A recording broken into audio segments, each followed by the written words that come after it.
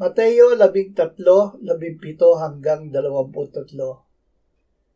Pakinggan ninyo ang talinghaga ng manghahasik.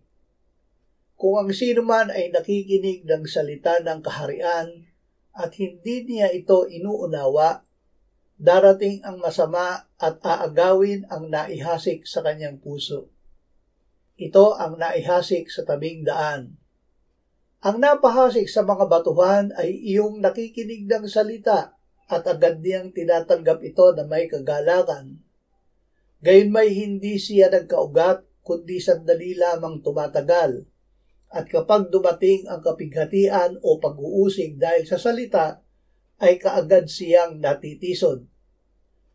Ang napahasik sa mga tinikan ay iyong nakikinig ng salita, ngunit ang kabalisahan ng sanlibutan at ang daya ng mga kayamanan ay sumasakal sa salita at iyon ay nagiging walang bunga. Ang napahasik naman sa mabuting lupa ay iyong nakikinig ng salita at inuunawa ito na siyang talagang namumunga. Ang isa ay 100, ang iba ay 60 at ang iba ay 30. Sumampalataya kay Kristo. Sinabi ni Jesus sa mga Hudyo na ayaw maniwala sa Kanya, "Sinasaliksik ninyo ang mga kasulatan sapagkat iniisip ninyo na sa mga iyon ay mayroong kayong buhay na walang hanggan. At iyon ang nagpapatotoo tungkol sa akin. Subalit ayaw ninyong lumapit sa akin upang kayo'y magkaroon ng buhay." Tumutol silang unawain na si Jesus ang Kristo, kaya't siya ay ipinapako nila sa krus.